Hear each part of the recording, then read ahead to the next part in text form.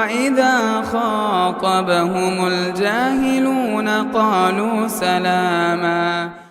انشاءاللہ آج ہماری تفسیر ہوگی سورۃ الانسان، جس کا ایک اور نام سورۃ الدہر، آیت نمبر 15 سے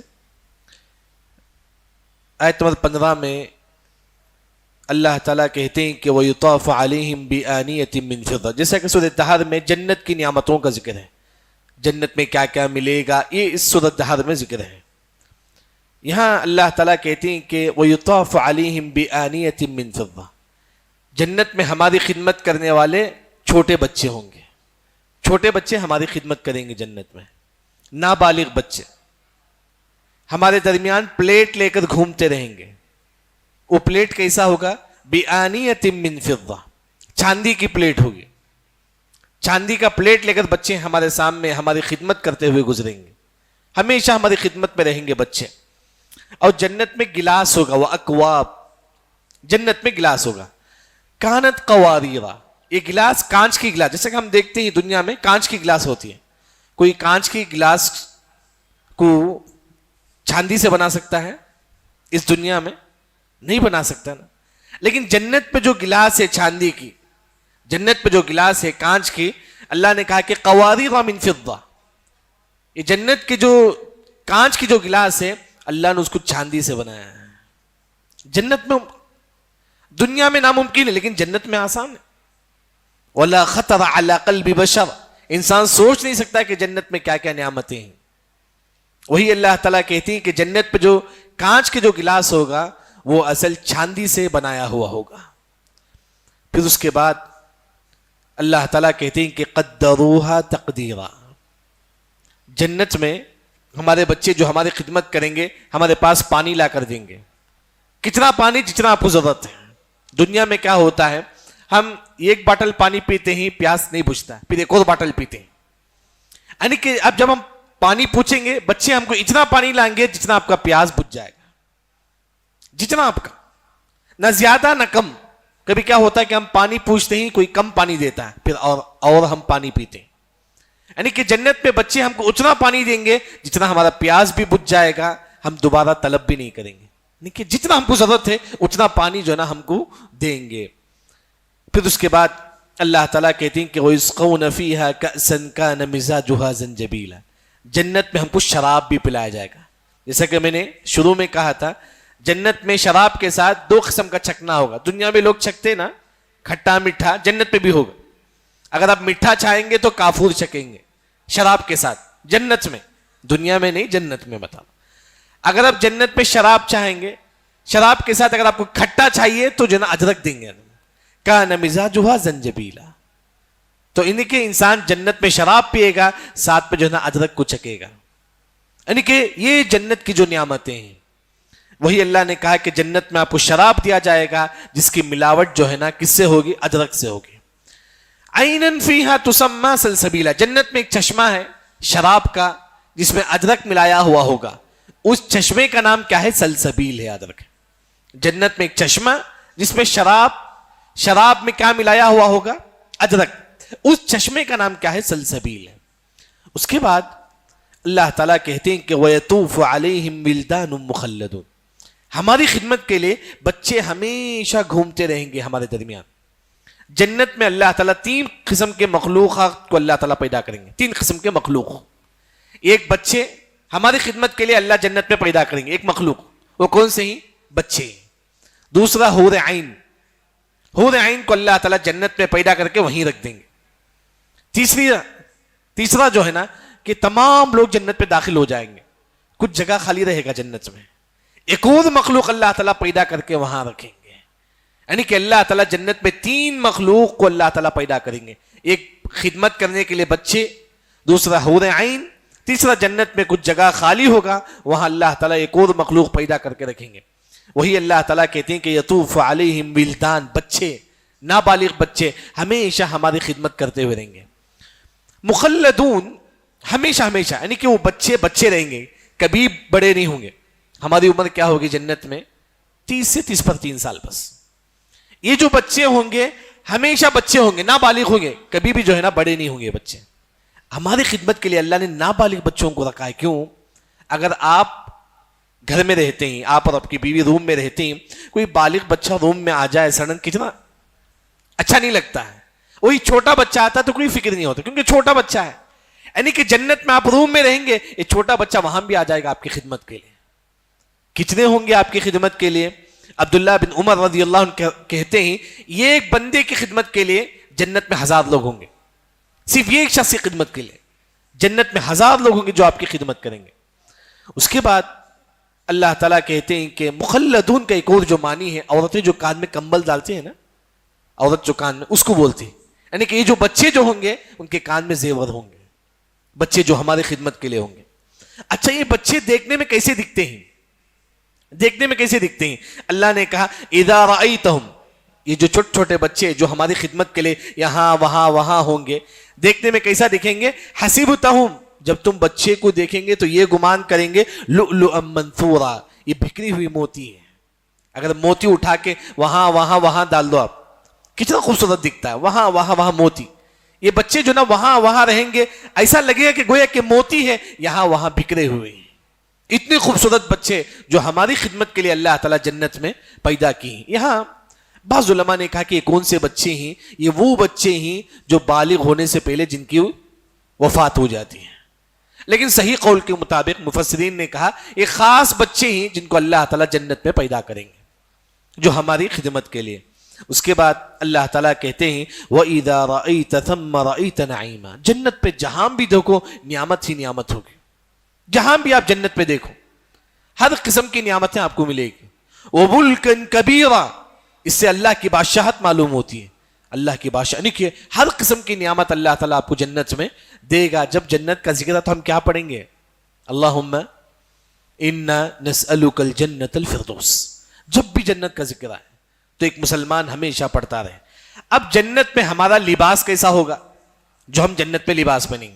عالیہم ثیاب سندس خضر، جنت میں گرین کلر کا لباس ہوگا. جنت میں کلر کیا ہوگا؟ گرین، وہ بھی ریشم کا لباس، ریشم کا لباس گرین کلر کا. سندس باریک ریشم کا لباس ہم لوگ جنت میں پہنیں گے. اور وہ استبرق موٹا ریشم، یعنی کہ ریشم کا لباس ہم لوگ جنت میں پہنیں گے. لیکن کلر کیا ہوگا؟ گرین کلر کا. کیوں؟ لال کلر کا کیوں نہیں؟ جنت پہ جو لباس وہ گرین کلر کا ہے، کیونکہ جہاں کھانے کی ایک نعمت ہے، دیکھے بھی انسان کو سکون ملنا ہے.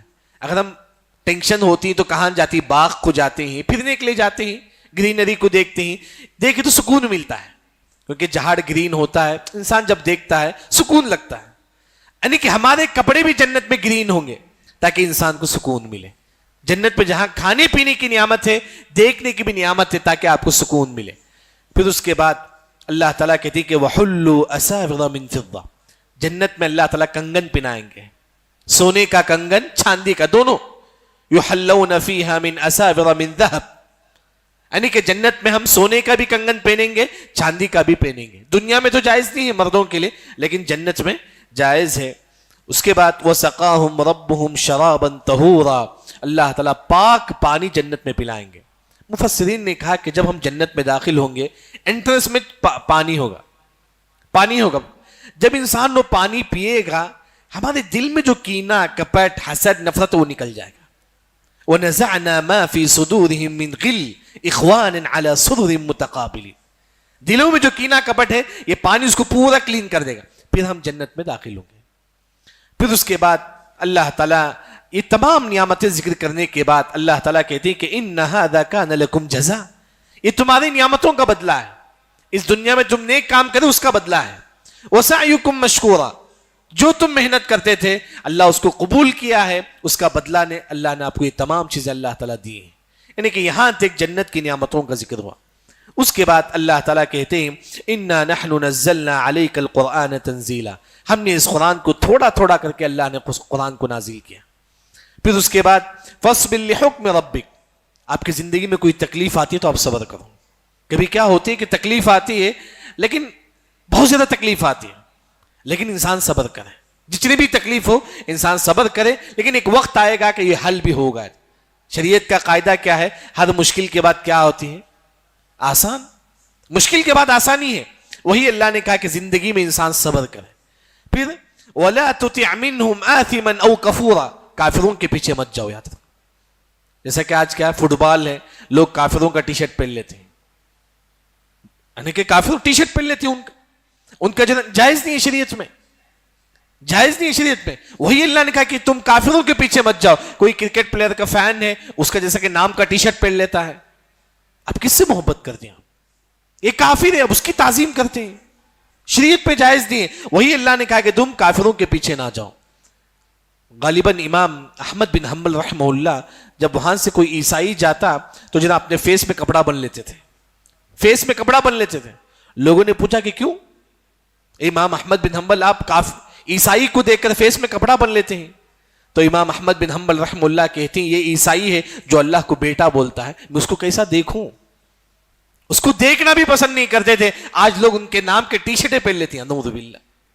وہی اللہ تعالیٰ یہاں فرماتے ہیں. پھر اس کے بعد اللہ تعالیٰ کہتے ہیں وَاذْكُرِ اسْمَ رَبِّكَ بُكْرَةً وَأَصِيلًا, تم صبح شام اللہ کا ذکر کرو. کتنے لوگ ہم میں سے شام کے اذکار پڑھ چکے ہیں؟ نہیں پڑھتے, بہت کم لوگ ہیں. شام کے اذکار کا جو وقت ہے عصر کے اذان کے بعد سے لے کر مغرب کی اذان سے پہلے تک, یہ افضل وقت ہے. اگر نہیں ہو سکتا آپ عشاء تک آپ پڑھ سکتے ہیں. صبح کے اذکار کا جو وقت ہے فجر کے اذان کے بعد سے لے کر سورج طلوع ہونے سے پہلے تک افضل وقت ہے. اگر نہیں ہو سکتا آپ ظہر تک بھی آپ پڑھ سکتے ہیں. وہی اللہ تعالیٰ صبح شام کے اذکار پڑھنے کا حکم دیتے ہیں. پھر اس کے بعد وَمِنَ اللَّيْلِ فَاسْجُدْ لَهُ, تم رات میں تہجد کا اہتمام کرو. جتنا ہو سکے ایک مسلمان تہجد کا اہتمام کرے. بلکہ وَسَبِّحُوا لَيْلًا طَوِيلًا, رات کے ایک لمبے حصے میں تم تہجد کا اہتمام کرو. کم از کم 2 رکعت ہی کیوں نہ ہو, انسان تہجد پڑھو. اگر آپ کو رات میں اٹھ کر پڑھنے نہیں ہوتا, سونے سے پہلے پڑھ کے سو جاؤ. انسان جو نا جتنا ہو سکے تہجد کا جو ہے نا اہتمام کرے. اس کے بعد إِنَّ هَؤُلَاءِ يُحِبُّونَ الْعَاجِلَةَ, یہ کافر اس دنیا کو پسند کرتا ہے. بلکہ وَتَذَرُونَ وَرَاءَهُمْ يَوْمًا ثَقِيلًا, قیامت کو چھوڑ دیتا ہے, قیامت کی فکر نہیں کرتا. جبکہ ایک مسلمان اس دنیا میں رکھ کر قیامت کی فکر کرے. مجھے کل موت آنے والی ہے, میں قبر میں کیا جواب دوں؟ کیا آپ نے تیاری کی؟ اگر ملک الموت بولے کہ کل تمہاری موت آنے والی ہے, ہمارے پاس کون سی نیکی ہے بتائیں؟ کون سی نیکی ہمارے پاس؟ انسان ہمیشہ قیامت کی تیاری کرے, موت کے لیے جو ہے نا تیار رہے. اس کے بعد اللہ تعالیٰ کہتی کہ نحن خلقناہم, ہم نے تم کو پیدا کیا. وشددنا اسرہم, یہ جو جوڑ ہے کس نے مضبوط کیا؟ اللہ ہی نے. یہ جوڑ ہے, یہ جو جائنٹ جو ہے نا کس نے مضبوط کیا؟ اللہ نے. وشددنا اسرہم, ہم نے اس جوڑ کو بھی ہم نے مضبوط کیا. یہ جو رگ ہے اس کو بھی اللہ نے مضبوط کیا. پھر اس کے بعد اللہ تعالیٰ کہتے ہیں وَإِذَا شِئْنَا بَدَّلْنَا أَمْثَالَهُمْ تَبْدِيلًا, اگر تم نافرمان بنو گے اللہ تعالیٰ تم کو ہٹا کر ایک اور مخلوق لا لے گا. اللہ کے لیے آسان ہے. وَلَئِن شِئْنَا لَنَذْهَبَنَّ بِالَّذِي أَوْحَيْنَا, یعنی کہ اگر اللہ تعالیٰ چاہتے تو تم کو ہٹا کر ایک اور مخلوق لا سکتا ہے. اللہ کے لیے آسان ہے. 1 سیکنڈ میں اللہ نے قوم عاد کو ہلاک کر دیا, قوم سمود کو, قوم نوح کو. وہی اللہ تعالیٰ کہتے ہیں کہ انسان جتنا ہو سکے نیک کام میں آگے بڑھے. اس کے بعد اللہ تعالیٰ آخر میں کہتے ہیں ان هذه تذکرہ, یہ تمام چیز ایک نصیحت ہے. یہاں جنت کا ذکر ہوا, پھر عمل کا ذکر ہوا, یہ تمام چیز ایک نصیحت ہے. انسان اس نصیحت پر عمل کرے. یہاں جنت کا ذکر ہونے کے بعد اللہ تعالیٰ کچھ عمل کا ذکر کرتے ہیں. تم قرآن کی تلاوت کرو, صبر کرو, اور جو نا کافروں کے پیچھے مت چلو. اور اس کے بعد اللہ تعالیٰ صبح شام کے اذکار پڑھنے کا حکم دیتے ہیں, اور ساتھ ہی ساتھ تہجد پڑھنے کا اللہ تعالیٰ حکم دیتے ہیں. پھر اس کے بعد قیامت کی فکر کرنے کا اللہ تعالیٰ حکم دیتے ہیں. اس کے بعد فَمَنْ شَاءَ اتَّخَذَ إِلَىٰ رَبِّهِ سَبِيلًا, اب تم میں سے جو چاہے قرآن پڑھے اس کو سمجھے. اب آپ نیک بننا چاہتی تو چلو دین کے راستے پر آ جاؤ, قرآن حدیث پڑھو, اس کو سمجھو, یہی دین کا راستہ ہے. صحیح عقیدہ قرآن حدیث کو سمجھنا یہی دین کا راستہ ہے. پھر اس کے بعد اللہ تعالیٰ کہتے ہیں وَمَا تَشَاءُونَ إِلَّا أَن يَشَاءَ اللَّهُ, تم جو چاہتے نا اصل اللہ چاہتا ہے. تم جو چاہتے اصل اللہ چاہتا ہے, کچھ بھی ہو. جیسا کہ مثال کے طور پر میں یہ باٹل اٹھانا چاہتا ہوں, میں نے اٹھایا نا, اللہ تعالیٰ کہتی کہ میں جو چاہتا ہوں وہ اللہ چاہتا ہے. میرے دماغ میں کس نے ڈالا یہ بات, باٹل اٹھاؤ کر کے؟ اللہ تعالیٰ. تب میں باٹل اٹھاتا ہوں. یعنی کہ آپ کوئی کام کرنا چاہتی, آپ بولتی کہ میں نے کیا, نہیں, اللہ نے چاہا تو آپ نے کیا. جو بھی کام کریں گے آپ, بعض ایسی چیز ہو سکتی ہے جسے اللہ تعالیٰ ناپسند کریں گے، بعض ایسی چیز ہے جسے اللہ تعالیٰ پسند کریں گے، لیکن آپ جو بھی کرتے ہیں اللہ تعالیٰ جو ہے نا وہ چاہتے ہیں. ان اللہ کان علیما حکیما، بے شک اللہ تعالیٰ علیم ہے، دیکھنے والا ہے، حکیم ہے، اس کا جو بھی فیصلہ ہے اس میں کوئی نہ کوئی حکمت ہے. آج آپ غریب ہی اس میں کوئی نہ کوئی حکمت ہے، آج آپ بیمار ہی اس میں کوئی نہ کوئی حکمت ہے، آپ کی زندگی میں جو ٹینشن ہے نا اس میں کوئی نہ کوئی حکمت ہے. حکیم ہے اللہ تعالیٰ، اس کے فیصلے کو کوئی سمجھ نہیں سکتا. اسی وجہ سے سورہ رحمان میں اللہ نے کہا کہ کل یوم هو فی شأن، ہر دن اللہ تعالیٰ کوئی نہ کوئی کام کرتی ہیں. کسی کو بیماری دیتی ہیں تو کسی کو صحت دیتی ہیں، کسی کو مالداری تو کسی کو غریب. اس میں کوئی نہ کوئی حکمت ہے، بس انسان اللہ کے فیصلے پر راضی ہو جائے. آخر میں اللہ تعالیٰ کہتے ہیں یدخل من یشاء فی رحمتہ، جس کو چاہے اللہ تعالیٰ اپنی رحمت میں داخل کرتا ہے. اللہ کی رحمت کون سی ہے؟ جنت. جیسا کہ جنت اور جہنم دونوں آپس میں لڑنے لگتے ہیں. جنت کہتی ہے کہ میرے اندر صرف غریب لوگ داخل ہوں گے، جو مسکین ہی، جو غریب ہیں، جو عبادت گزار وہی داخل ہوں گے. جہنم کہے گی کہ میرے اندر تکبر کرنے والے داخل ہوں گے، گھمنڈ کرنے والے داخل ہوں گے. یہ دونوں آپس میں لڑائی جھگڑا کریں گے. اللہ تعالیٰ کہیں گے کہ اے جنت تو میری رحمت ہے، جنت تو میری رحمت ہے، میں جس کو چاہے اس جنت میں داخلہ دوں گا. دعا کرے کہ اللہ تعالیٰ ہم تمام کو جنت الفردوس میں داخلہ عطا فرما. پھر اس کے بعد آخر میں اللہ تعالیٰ کہتے ہیں والظالمین اعد لهم عذابا علیما، کافروں کے لیے اللہ نے دردناک عذاب تیار کر رکھا ہے. یعنی کہ یہ سورہ دہر بڑی عظیم سورہ، یاد رکھیں. اس میں اللہ تعالیٰ جنت کی نعمتوں کا ذکر کرتے ہیں، اس کے بعد کچھ نیک عمل کرنے کا اللہ تعالیٰ حکم دیتے ہیں، آخر میں اللہ تعالیٰ جنت اور جہنم کے بارے میں ذکر کرتے ہیں. یعنی کہ آیت نمبر 1 میں ہماری پیدائش کا ذکر ہے، آخری آیت میں جنت اور جہنم کا ذکر ہے. اللہ نے کیوں ہم کو پیدا کیا؟